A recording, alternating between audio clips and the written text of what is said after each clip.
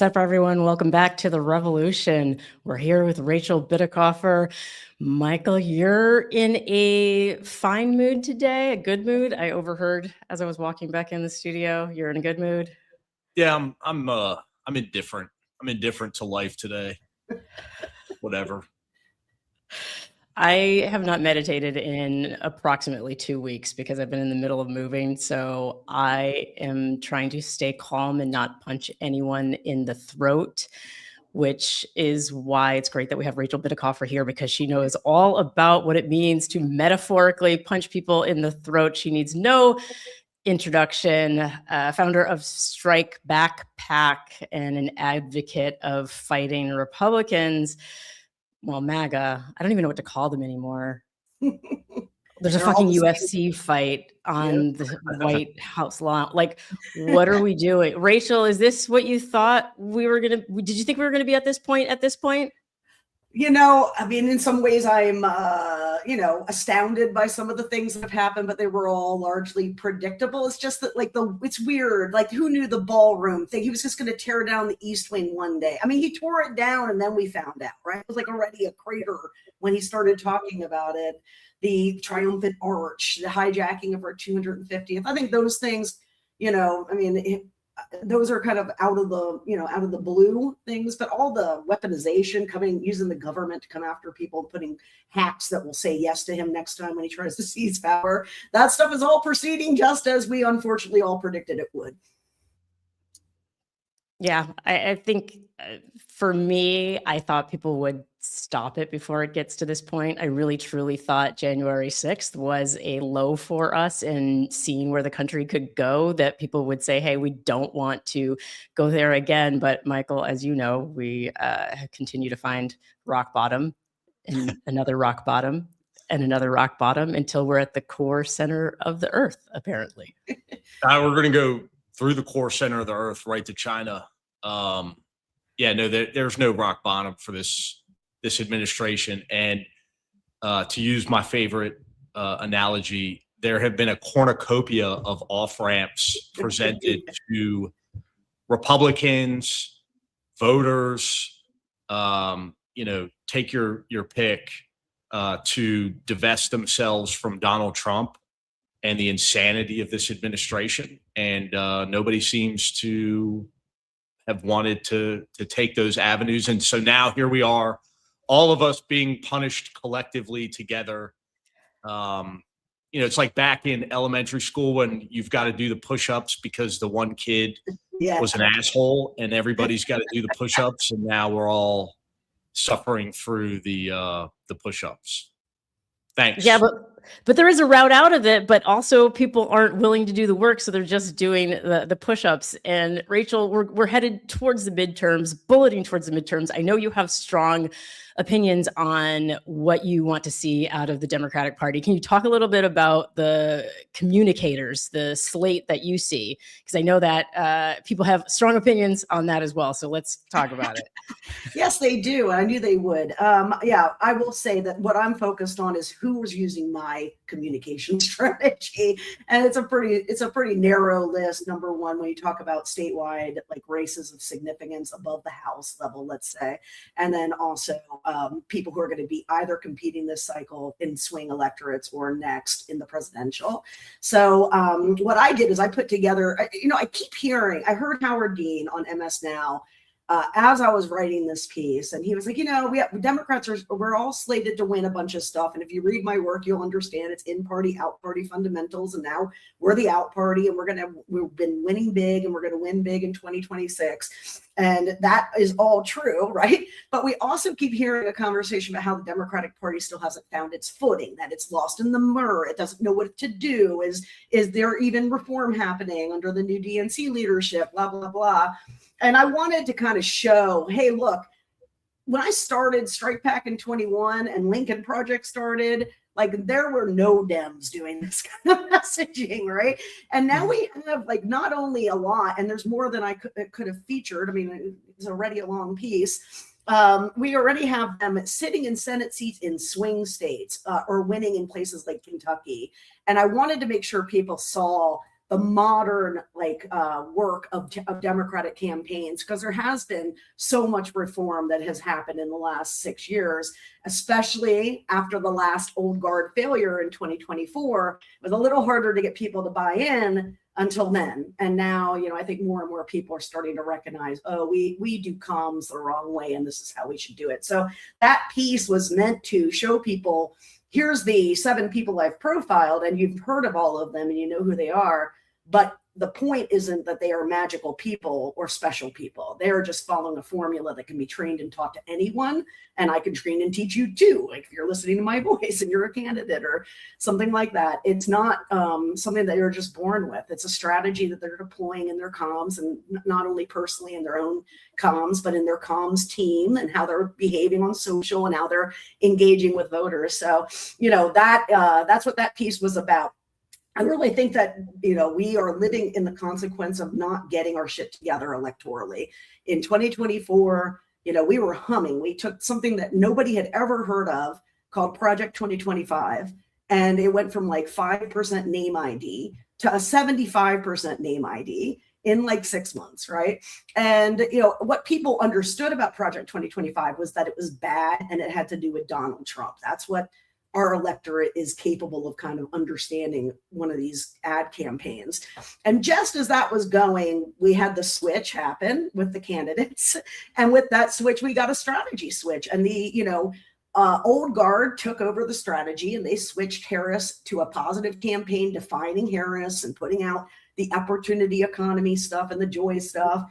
And what we ended up with was swing voters coming out of the swing states in data, in our exit poll data, where 60% of them, Michael, you're going to die. 60% of the swing voters in the battleground states said they had a favorable memory of Trump's first term coming out of the polls in 2024. And that's because we assume everyone's like us. They all know what's going on. They know who their congresswoman is. They actually understand there's a state legislature, and that's not how it works. So even though Trump's negatives seem really baked into us, they are not, and they were never tied to the person, right? It's not just about what Trump is doing. It's about what he's doing to people. And in 2026, we're making that case on affordability. So we're not talking about affordability in the way that Democrats want to usually talk about it. Well, there's lots of price problems. No, you got to have a hero. You got to have a villain, right? Why is shit expensive? Because Donald Trump enacted tariffs, and then he invaded and attacked Iran and closed the Strait of Hormuz. Never before has a president more directly caused an economic issue, right? And we all know what they did to Biden over inflation that he had no part in, right? So it's really, really a cycle where we want to start making the case and making sure that voters realize where their bread is buttered, because unfortunately our micro-targeting on identity work it left us brandless. And when we see that in the data, we can see that nobody can identify the Democrats clearly from the Republicans on all of our core economic stuff, Social Security, Medicare, minimum wage, whatever it is. It's like the voters are like just as likely to say Republicans are good at it as they are to say Democrats. And there was only one thing that they knew for sure Democrats were better at, and that was gay rights, which is good. That's good, okay? But it's also an established brand now, and none of that economic stuff is resonating. And so we find ourselves, guys, in the really weird position of having a working class electorate, and this is a multiracial working class electorate that I'm talking about, not white working class voters. The entire working class as a group are voting for right-wing candidates for the party of big business. I mean, that's nuts, right? Usually the working class understands where its bread is buttered, and its bread is buttered on the left, right?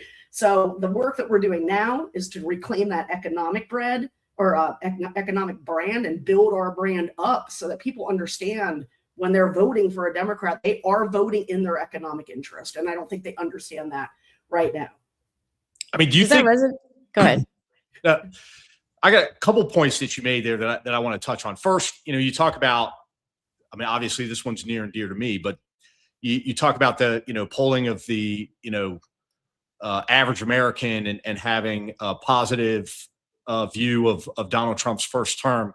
Isn't that a failure of communication on behalf of the Democratic Party to educate the public? I mean, they should recognize by now that legacy media is not very well liked outside of the Beltway in the United States. And so shouldn't have been their job to communicate the importance of, I don't know, let's say take one issue, January 6th, Yep. And why that was so significant. And in part, not just communicating, but had they actually gone forward and prosecuted people who were involved in the planning, preparation, and funding of that day, maybe those investigations, when brought to the public, would have also done more to convince Americans, about the significance of the administration's criminal conduct.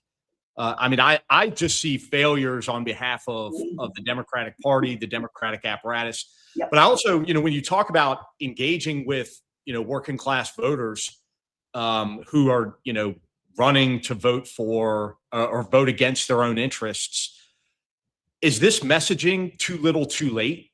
Is it too late to resonate with, with these voters?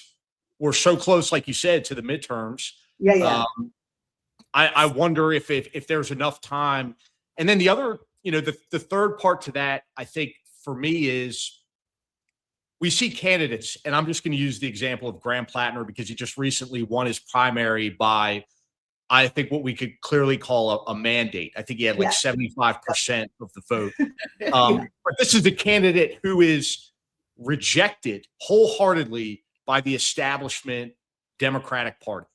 They can't claim Graham Platner. He's a Democrat in name only because the party has rejected him. And so you look at the amount of energy and engagement in Maine to back this guy who is, an embattled candidate. The Oppo research has beaten and bloodied him, but they still stood by him because of his messaging.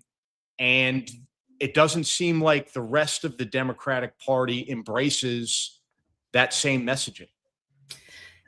Yeah, I mean, what Platner is doing, I mean, keep in mind, guys, Bernie Sanders is not a Democrat. He caucuses with Democrats, but he won as an independent in Vermont and has been, obviously multiple terms in Vermont. The Northeast is very unique above New York. I'm not talking about New York, but above New York, the Northeast is very unique because it has the largest pool of true independent voters in the nation. There's no other region where the actual predominance, not like in polling, I mean, actually in voting behavior, predominance is independent. And so, for him, running against all of the establishment is a good thing. Now, I want to push back because, yes, he is being supported by the Democratic Party. Schumer has met with him and endorsed him. He is getting money from the Senate, DSTC. I'm pretty sure they're going to go all in on this guy. So I want to say there is a lot of pushback to that. And I'm sure the people who made those decisions are hearing about it all the time because of Graham's, the issues that have been raised in his background. So, but I don't want people to think that he's not supported. We're going to wage Maine Senate as fiercely as possible. It's a race that should and must be about Susan Collins and not about Graham Platner. And, I hope the Platner campaign, I think they are, good enough to recognize that they've got to, instead of describing and explaining more and more, they really just need to be on offense against Susan Collins and giving people reasons not to vote for their brand loyalty. And that has to be by undermining her brand as moderate, right? So Susan Collins has enabled Trump at every step into this lawless hellhole that we're all living in. And she needs to be held accountable for it, right? So I think the Graham campaign or the Platner campaign will perform that. I know that they will have the money to compete from the party and as well as that amazing grassroots stuff. But to answer your question, that's what I was bitching about with the 2024 race, because we don't have to hypothesize what did they do strategically. Like, we're living in this wonderful world of big data, and one of the best data sources we have out there is called Ad Impact. And why Ad Impact is so valuable is it collects all the campaign advertising from all the races, even down at state legislative levels, and it compiles them. And it doesn't just do the campaign, which is a very important source because they usually have a largest budget, but they also capture in all the IE spending, right? And what we looked at when we got the end data for 2024 is you can see literally the moment the ads strategy shifted to the Obama bros. Right? You can see it in the data.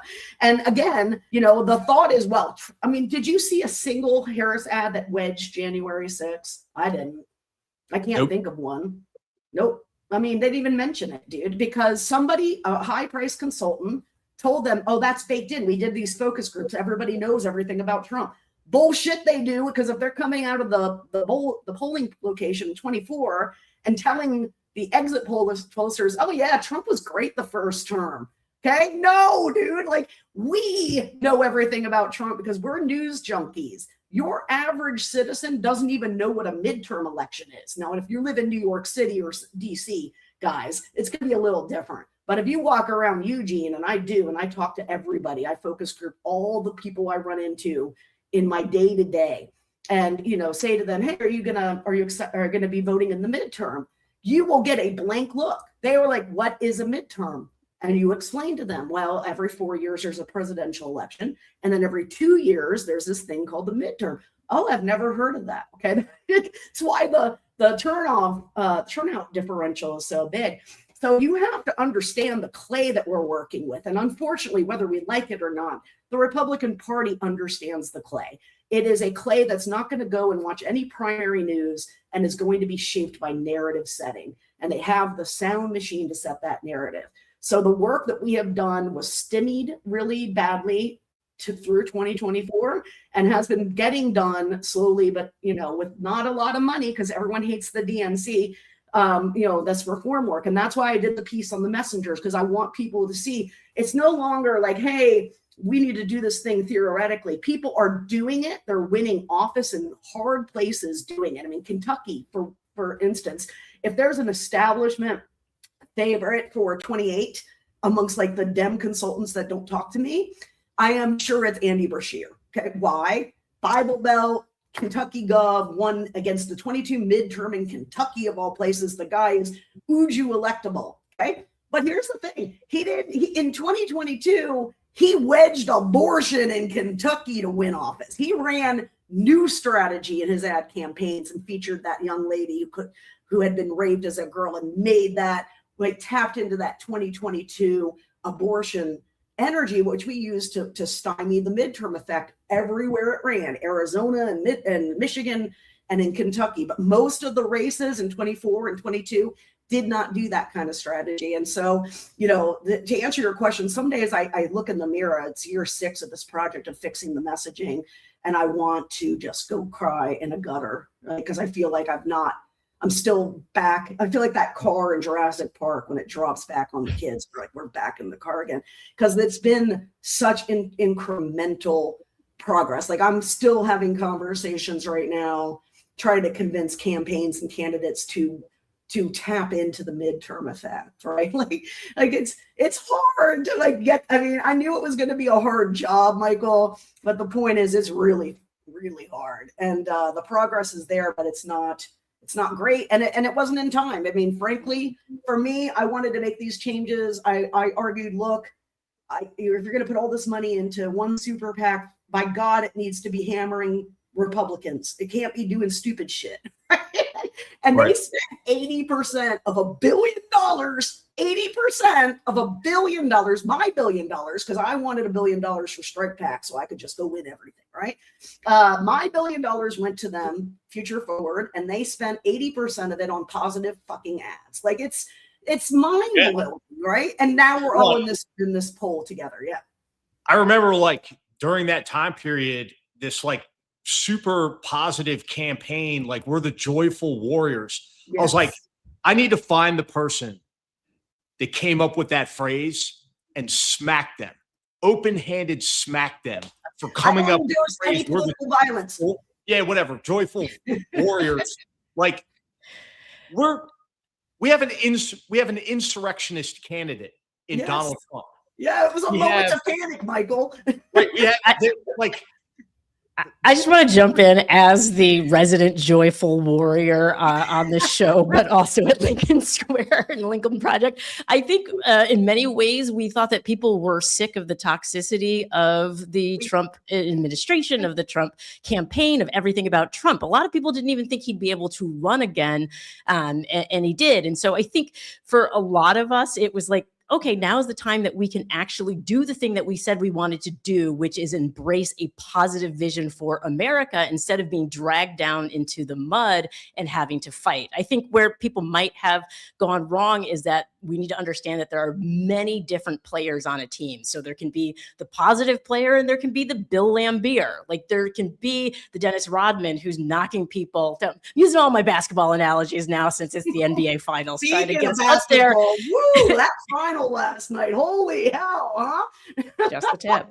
Just the tip. I think the positivity is because ultimately these are our lives, right? And I don't want to spend my entire life being angry. And a lot of people say they don't get involved with politics. The apolitical people, the people who say they want to, let other people take care of it. I don't do politics.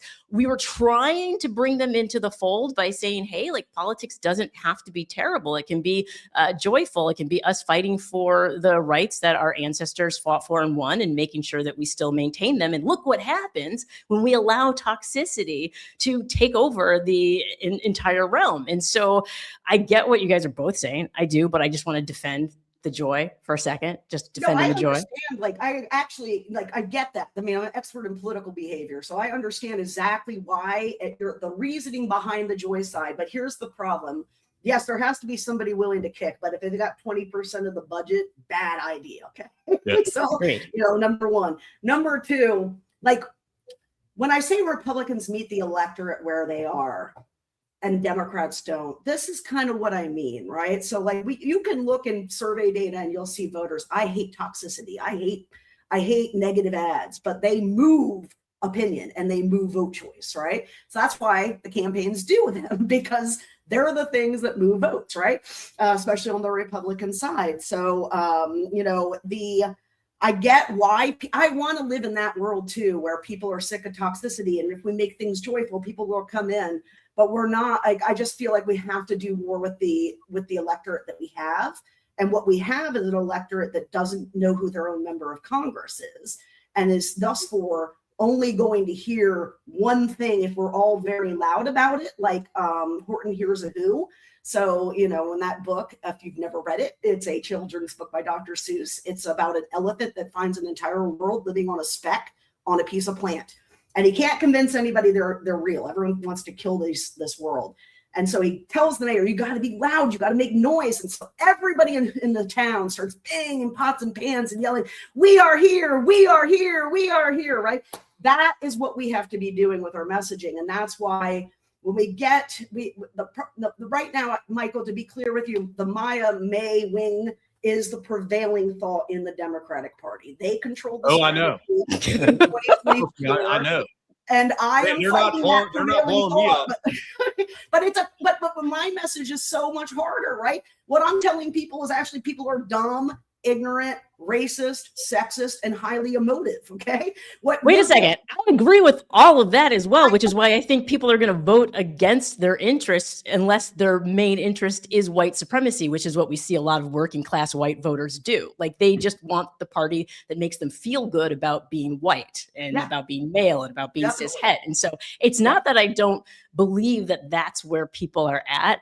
I just think that there should be a multifaceted approach to winning elections that doesn't change who we are as a core and that lives up to the ideals of supposedly what we would like to be as a country. That's all. I personally just want to win shit. I don't want to win shit right. I don't want to win shit the nice way. I want to win shit because when Republicans have power, they're using it to kidnap brown people off the streets and sticking them into Trump concentration camps, right? So for me, like what I have all that, I love all of that. I get it. I feel it. I mean, I agree with you. I do, but I want to win shit. Right? So like,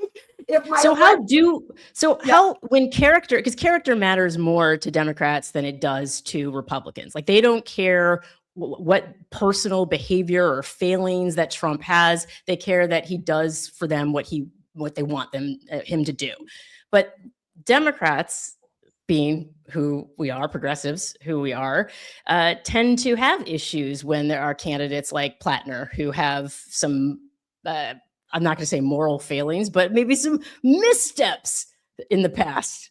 How do we think broader about what it means to, I guess, get those people elected because we want to win, we want to get them in office, but then to also ensure that our culture is moving forward? I mean, look, Platner was not my first choice for the Maine nomination. I pushed Janet Mills until she chose to withdraw from the race, and I did that because he is naturally going to put us on defense. Our whole side is talking about Graham Platner. Their whole side is talking about Graham Platner. GOP win, okay? So I wanted it to be the woman that had won twice statewide in Maine, so the race wasn't going to be about her, it was going to be about Collins. That ship has sailed, right? But we're going to work with what we've got. I think there's a whole lot. I mean, number one, I come from the working class, and I don't know, Michael, but I sense you do too. Like from, hang out with normal people that were not big city people and did not go to big city colleges or whatever, right? Thanks to this administration, I'm in the unemployed class. So yeah. And listen, like working class it's just different. I mean, I'm famous because I say that F word a lot, right? Like, I mean, it was very controversial at my university because I say fuck a lot, right? And like in the working class, like, I mean, that's just the thing we do, right? And like my family, I have a wing of my family that is really working class. And they're multiracial, multi-ethnic family now, okay? Still racist and racist and xenophobic, right? So, with the white working class, what we need to do is we need to come and tell them the story of who stole all their money. And yes, some of them, those hardcore Republicans, they're not fixable. And we know that from research like Dying of Whiteness. They would rather die than give Black people health care, okay? Period. But we're not talking about those people. We're talking about Trump's other 35 million because he got 75 million or whatever, right? So half of them are the MAGA nuts that want to kill us all. And then the other 30 are like Republican brand voters, right?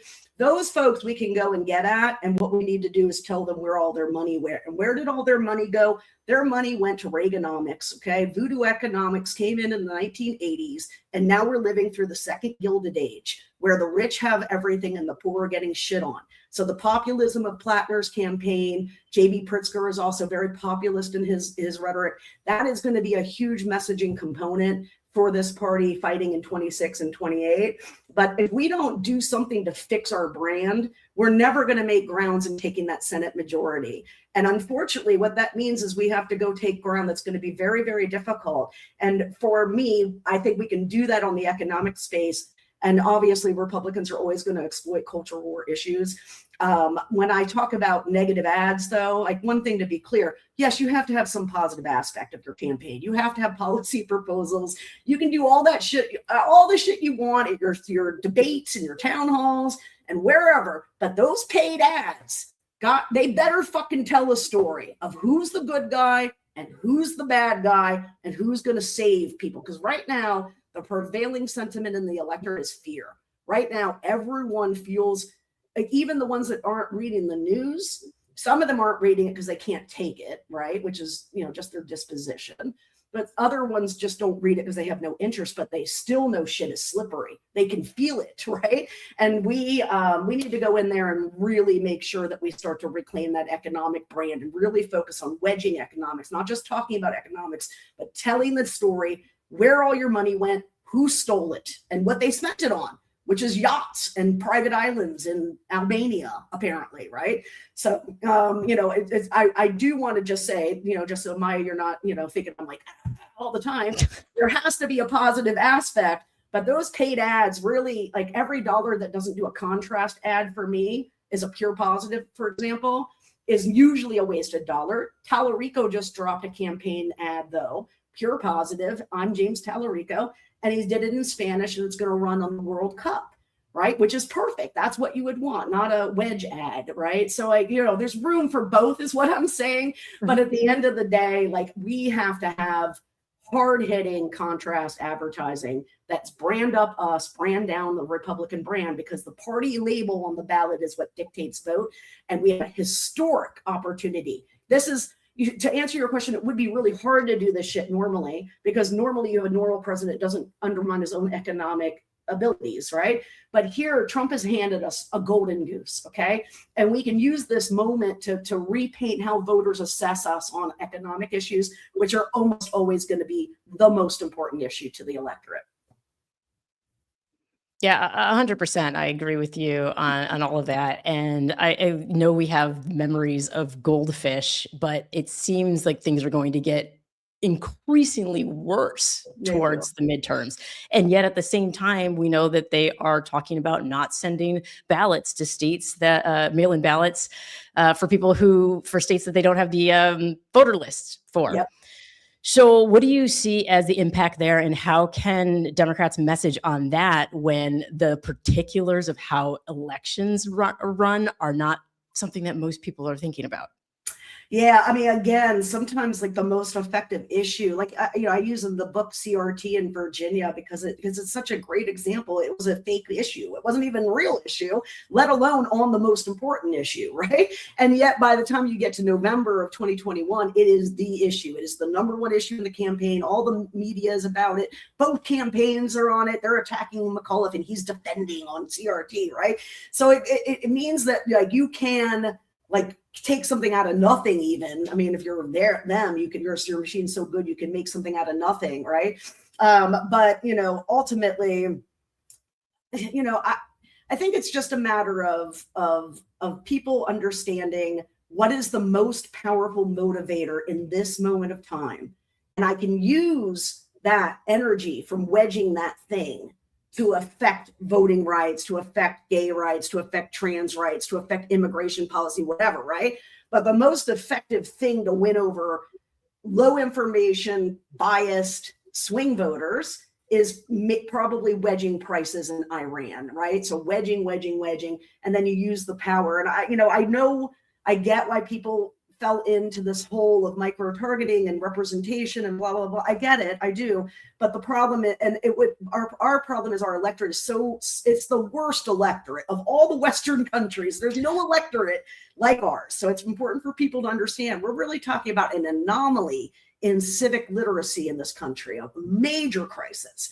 And because of that, we have to understand the electorate will only hear one thing if we repeat it endlessly. And so if we're talking to gay people in one way and Latinos in this way, blah, blah, blah, you're never making that noise, right? We're doing a shotgun strategy where they're very sniper oriented. And Glenn Youngkin, he was not even an education guy, right? He was a business guy. And they said to him, well, Glenn, we know your strength is business and you can do all the shit you want to do for business.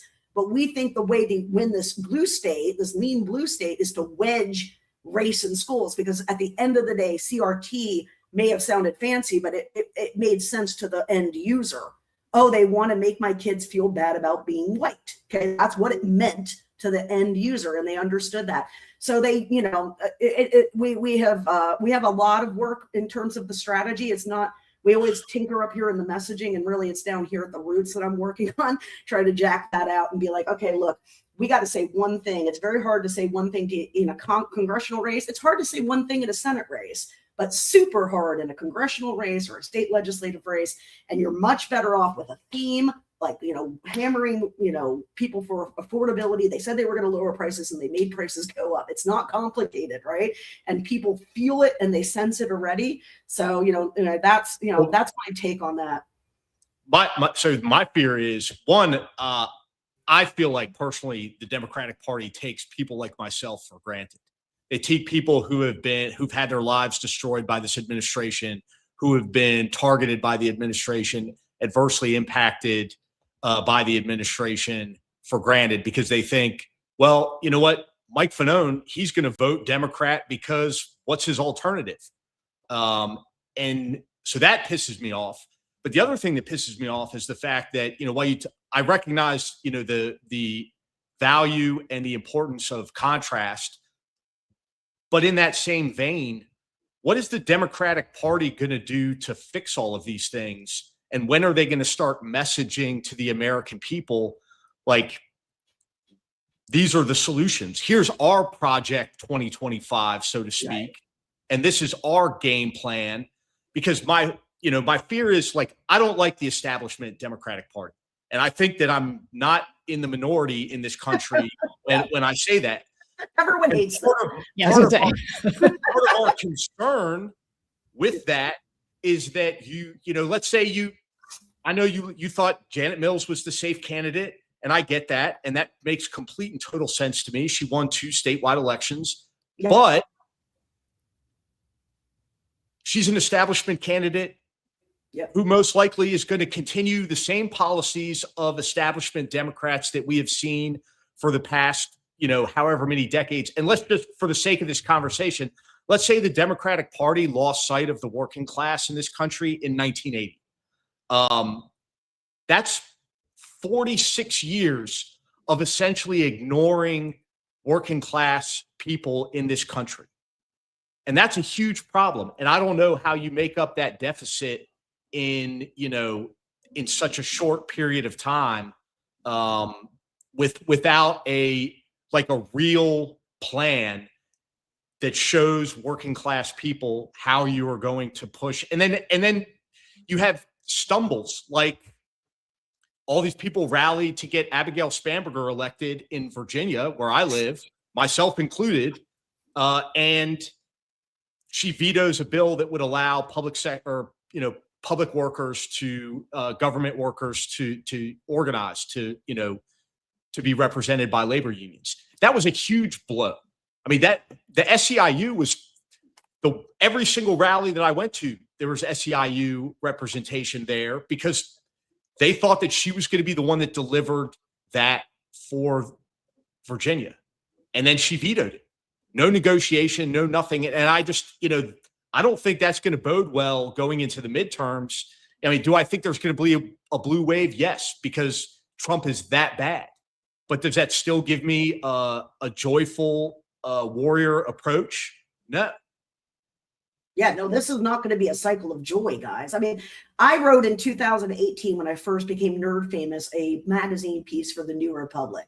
And it was really cool, have an opportunity to do that and lay out my work on negative partisanship. But it was called Hate is on the Ballot. Okay. Hate is on the ballot. And that was 2018. And God, don't we feel virginal when we look back at 2018 and our problems then, as bad as it was.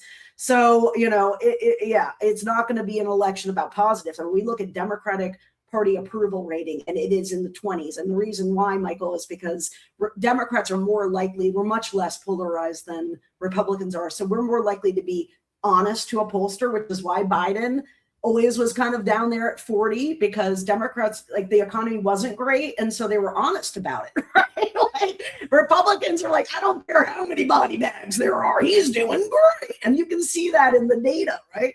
So some of it's that, but it's twofold. Number one, I have been helping Platner's campaign ever since the day Mills dropped out. And if I was in Maine, I'd have no problem voting for Platner, because Susan Collins has let Donald Trump basically, destroy the rule of law and has been silent about it. The comparison of these two people's problems to me are not even in the same category, right? But I, again, am very pragmatic and care about maximizing Democratic power so we can finally do the things. Here's the frustrating part. You tell a story from the 80s. Do you know what happened in 1980? The Republican Party passed their voodoo economic plan and took the marginal tax rate and kept it from 70 something down to 35. So yes, the Democrats played their part in NATO and NAFTA and globalization and the decline of manufacturing. Obviously they did, right? Because Clinton could not have won the presidency in 1992 or 96 without embracing these neoliberal policies, right? But they were not created by us, and they are not going to get fixed without anybody but us, right? I mean, the Republicans created them. We helped them. Now, obviously, that has come back, right? And the independent voters of Maine, I mean, nobody hates the parties more than the independents do. They hate them, right? And so, I think the more that people complain about Platner as the nominee, the stronger he gets. And we saw that in the data. I've been telling people since Mills dropped out, he's going to win, and he's going to win the general too. I generally believe that he is going to be the person that finally beats Susan Collins, because she is the establishment, and the anti-establishment sentiment is so hot right now. And then, of course, in the Democratic bucket, I just want to make sure I mention this because it never gets talked about, is the people like me, okay? Because I want to see some balls, okay? I'm ready to start fighting. Like this is no longer, Candyland. We're in war. Right? This is like, war footing time. And, I don't feel like the party has a war footing posture yet. And some of that is because we don't have the White House and we don't have a party leader.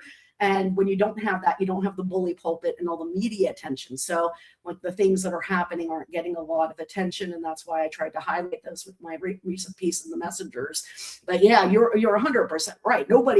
Everyone is really pissed off. But the problem is we have pissed off the working class, like the Bernie Sanders, Fanone type of constituency. We have not done a very good job of telling them, oh, and by the way, through that time against Republican, fighting us tooth and nail, we managed to finally raise the minimum wage one time in 2006 because they wouldn't let us raise the minimum wage. It was $5.15. And now it's $7.25, and it's been $7.25 for 10 years. And that's not because Democrats, okay? That is because the Republican fucking party is never going to do it. And so we have to not only look at how are we going to get policy done, or what are we going to offer people, but how are we going to get it done? And that's where I come in. I come in on let's win as many seats as possible, especially in the Senate, because the filibuster does exist, and I doubt these people are going to, get rid of the filibuster. So we need to do what we can do to get the power to make the changes that people like Michael are expecting and needing. But unfortunately, you have to promise things to like even Mandami, right? He had to promise some pretty big things in New York City to win that New York Democratic mayor's race, right? And delivering is really hard. It's a lot easier as a mayor where you don't have a Senate filibuster, okay? But in the federal level, delivery for a president is exceedingly difficult, even in the good times. We are not living in good times, right? We are in a position where they have us by the policy balls, and they've been holding and squeezing tight on immigration, on wages, on healthcare, everything. So we have to do better at telling people where to direct their ire, because a lot of the ire for the people that you are representing, in my mind, is directed both ways, right? And I get that, I do, but like if we don't focus our ire completely on Republicans, we're never going to be able to change that power differential problem that we have right now. And that's the only way we can make meaningful change for people. Mm-hmm. I'm really glad you brought up Mamdani, because I wanted to come around to that in particular, because Mike, you said we don't have our own version of Project 2025. We don't have an ideal that we're working towards and for people to get motivated about. And I think about what Mamdani promised, which in many ways was very extreme for a lot of people, just as in the way that Project 2025 is incredibly extreme. Like if you want to look at like what would be the opposite of Project 2025, it would send most people screaming out of the building going, how are you going to pay for that? Da, da, da, da. And so is there a way, because we see how it excited people, mostly young people, but I think a lot of people outside of the youth demographic, how can the Democrats now, who they want to claim Mamdani in ways that they were not claiming him while he was running, take advantage? And how can the people, the Democratic base, say, hey, and I see it a lot online, but how can we say, hey, that thing he did, the thing he's doing now for the people of New York, we want you to set those kind of goals for the rest of the country, and we want you to fight like tooth and nail to make it happen, because right now Trump tore down the freaking, East Wing. It is doing a thousand other things that should have never been possible. Well, make the impossible possible for us. How do we message that? Oh man, that's a big question, Maya. I mean, number one, here's why you're here. I like Mandami a lot, and I loved his social game, and but here's the thing with New York City. The policies he's proposed for New York City are going to be very unique city urban policies. And not all of them will be generalizable, but there are things that you can pull out of his populism that I think is very attractive to people. And the one thing I do know Democrats are capable of doing is creating wonky white paper full of policy ideas. So Michael, my guess is probably somebody creating the thing that you're asking for right now. You know, if I had to guess, probably the think tanks on the left are involved in a project like that. But with Mandami, the one thing that I want to point out, folks, is that in New York City, and this is perfect because we can use this to talk about the claims of fraud in LA. New York City is about 80% Democrat. So the voting population there's only a Democrat contest, right? So like not going to win it now anyway. In the days before Republicans went loony, Bloomberg and Giuliani, but now they're loony and everyone knows it. Nobody wants to be under Republican control. And so when you look at the LA thing, it's the same story. It's an 80% city of Democrats, right? And Republicans are so surprised that that their candidate, their MAGA dude down there, got 26% of the vote. Well, only about 26% of LA votes Republican. You can see that in Trump data. So one of the things one of the things I'm focused on is trying to help people understand some of your heroes are in places where they don't have to attract swing voters. Now, how you attract swing voters is where I butt heads with the establishment, and I'm the outsider, Michael. I'm a total outsider. I'm blackballed, right? And the reason is because I know that what we I lost my train of thought there. What did I say right before that? Sorry. You're an outsider, blackballed from the establishment. Yeah, and some of that is because trying to get people to understand, like, swing voters are not going to respond to your bullshit. It may poll well. I mean, David Shore with Blue Rose Research coming out of 24 comes on to Ezra Klein, does a YouTube, talks the whole time about how great his testing was. It was so great. Everything tested great. Like, motherfucker, the test is the election, right? Like, did you win or did you lose? And if you lost, it's not great, right? Like, and the reason is because Maya, the stuff that you just talked about, and you did such a great job of kind of encapsulating like your liberal worldview, right? Like how you view the world and how you view people and how you want the political space to be. And, the swing way that we were doing things, even through Sherrod Brown and John Tester's losses, which I tried to prevent, was, hey, I'm Sherrod Brown, I'm bipartisan, I get things done. Look, I'm a union guy. I'm in a union machine, and they never mention he's a Democrat. They don't do anything to tell you anything about, the Republican opponent. I mean, Tim Ryan did the same thing in Ohio. He ran against J.D. Vance, guys. Okay. And then what did we learn about J.D. Vance when he gets tapped for the presidential? All that oppo that came out, none of that was used in the Senate race. None of it. Okay. So, what I'm saying is, Michael, you can have your cake and eat it too. We are working with the establishment. I'm working to push the establishment to understand that persuasion we're not selling Toyota trucks. Okay. We're selling a product everyone hates. They all hate it or they don't care about it. We're not Toyota. And the easier to do persuasion by pushing in a binary choice environment. The Republicans figured this out with Swift Vote Veterans for Truth. In a binary choice environment, persuasion is more effective this style than it is in talking about how bipartisan you are. No matter how great that shit tests, it does not win the narrative war. And the narrative war is going to come at you. If you're a Democrat, the Republicans are going to run effective campaign strategy against you. Doesn't matter if you're at the city council level or all the way up, they're going to run this style of persuasion. We have avoided this persuasion style for 10 years, and we're starting to see it roll out now. We saw it roll out in 26 and 25 in Virginia and Jersey, and of course, there's double-digit wins there. So it's I am neither of or not of the establishment. I am just trying to get as many people, as many campaigns, as many levels doing effective comms as possible.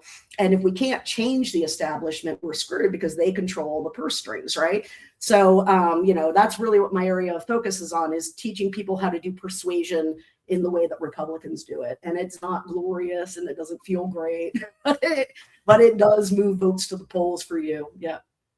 If we can spend how I think he said we dropped 250 million in bombs last night or the night before. Is that effective economic messaging where we can say, what would that 250 million have paid for the American people? I mean, here's for me. Yesterday, he was asked about inflation and he said, I love inflation. I think these numbers are great. The other day, he told Knicks fans that, he didn't care that they were locked out of their $8,000 seats and they should suck it up and watch it on TV, right?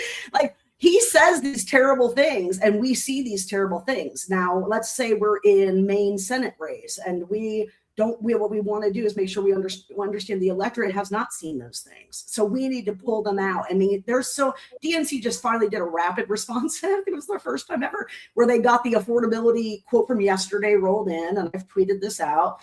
If we want swing voters to know what Donald Trump says about not only that he screwed them economically, but what he has to say about it, because he thinks he's great for it, then we will win races. But we have to understand the only way that most of the electorate will ever see that footage, because they're not going to be on social media. It's like 7% of the country uses social media, right?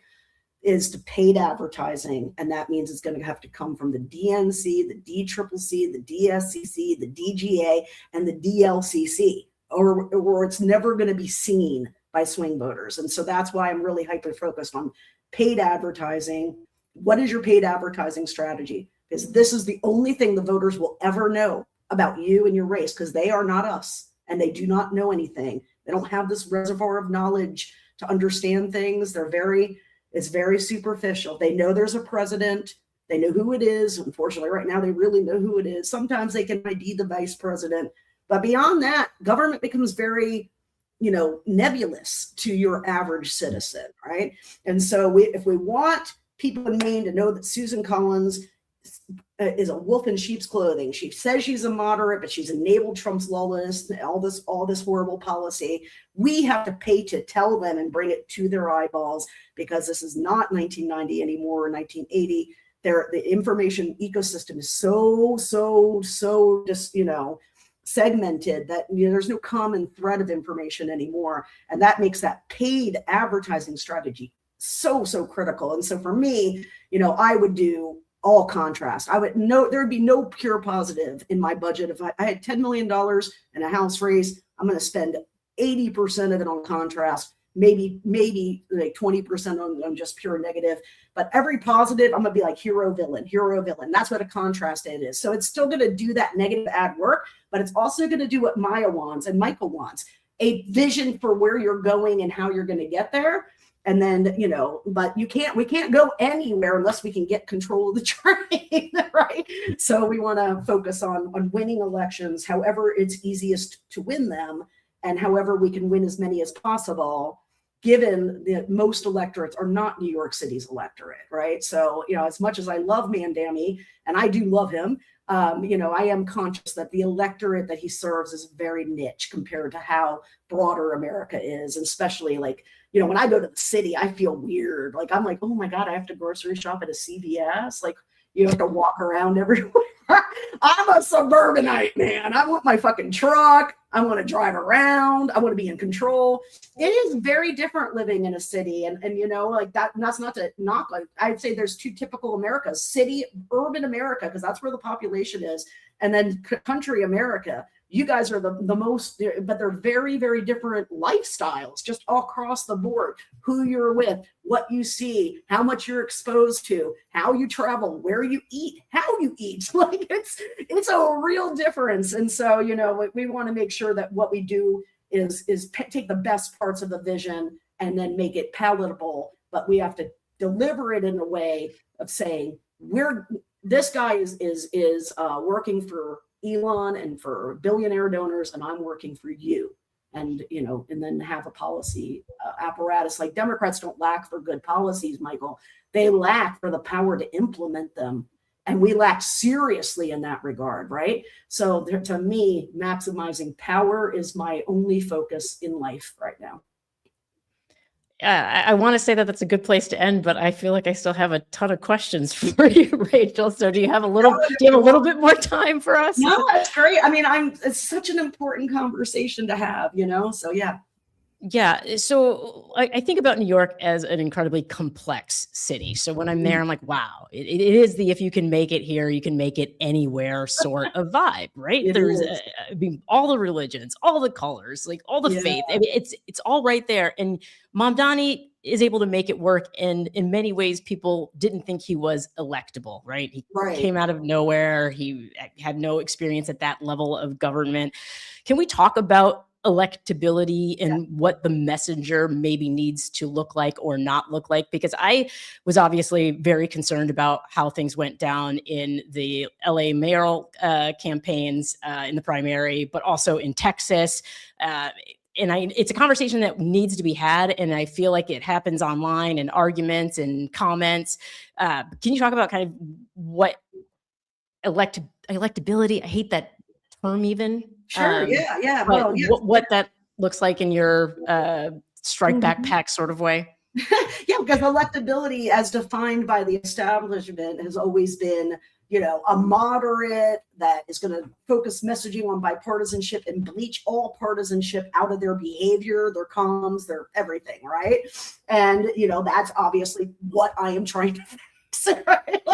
Is the exact opposite, right? So here's the thing: when you got a candidate like Graham Platner, okay, and for some reason you've got a high name ID opponent in a primary election, which is like the lowest information thing, and it affects voter behavior a lot because there's no party cues in it. And he starts popping up 50, 40-point wins. Get on the damn train, okay? That's like there's something about this guy that's resonating with people, right? In Arizona in 22, I thought, well, Adrian Fontes is going to run for Secretary of State, and you guys all probably know who Adrian Fontes is, but was the Maricopa County recorder in 2020 and had to deal with all the shit that that Trump unleashed on them, and so he wanted to run for Secretary of State, and I was like, okay, great, I'll join the campaign. I didn't ask him, do you have a primary? Because I try not to get involved in primary politics, but he did apparently, because the state Arizona Dems recruited this dude from the state legislature who is a specialty was in education. Adrian is handsome, charismatic as hell, okay, and is Latino and speaks Spanish in a state that has 30% Latino. So I was like, why are we gonna have to fight this out, right? But his charisma. So the point is, when someone has charisma, you know it and you can see it. And when the electorate is responding to somebody like they've responded to Platner, then clearly there is something about this individual, or Mandami, right? Because again, he came from nowhere in a crowded field, no name ID, just amazing. And so for me, it's like, oh my gosh, I never want to be in the business of quashing the more charismatic person. Do you see what I'm saying? Because, to the party's defense, we live in this hellhole of Citizens United. Our only chance to get rid of that would have been to elect Hillary Clinton in 2016, and that ship sailed, and now we live under it. And so, we have a system where they are getting $240 million checks from one guy, right? And so we have to have the money to compete. And what the party's looking for in a candidate is, can they raise money because they have a nice Rolodex? Like I do not, right? So nobody would ever want me to run for Senate because I don't know any rich people. But what I focus on is electability and effective comms. The only thing I care about in a candidate is, can they communicate? And if so, can they do this hero villain communication strategy? So, to answer your question, in most cycles, in most races, the party label is going to be more powerful than any candidate effect like charisma. There are going to be people who have so much charisma that overrides that, like Obama, right? For example. But generally speaking, the party label is going to be the most important thing. But if you have a candidate that comes from nowhere and they're getting big crowds, by God, right? You want to get behind them. You want to help elevate them. You want people that, generate enthusiasm. And then at the same time, though, you have to understand, most of the electorate is not New York or DC. It's not just not like that. It's way different. And so what you can get away with in terms of policy is different. But that said, what the electorate wants right now is populism, economic populism. We're living in the Gilded Age. What we want to do is make sure people understand how we got here, because it was Republican policies and Democratic enabling, but it was Republican policies that destroyed the wealth that came out of World War II and like that era of America peak greatness, right? And we need to tell that story of how the Republican Party, basically erased Teddy Roosevelt and gave all the money back to billionaires. And now we're back in this Gilded Age moment. So I think, charisma matters a lot. It's obviously a huge asset. But charisma is an intangible thing. And like Graham, like he seems like the guy I'd have a beer with, but he gets people excited. So let's just go with it. If people love somebody. Having a good candidate, to me, though, more important is, can they do communications well? And do they understand what it takes to win in this environment? Well, I know someone who has charisma, Michael Fanone. Maybe there's a candidacy in your future. No. To be honest, I would never run for office. I mean, never. There's no political party that would have me.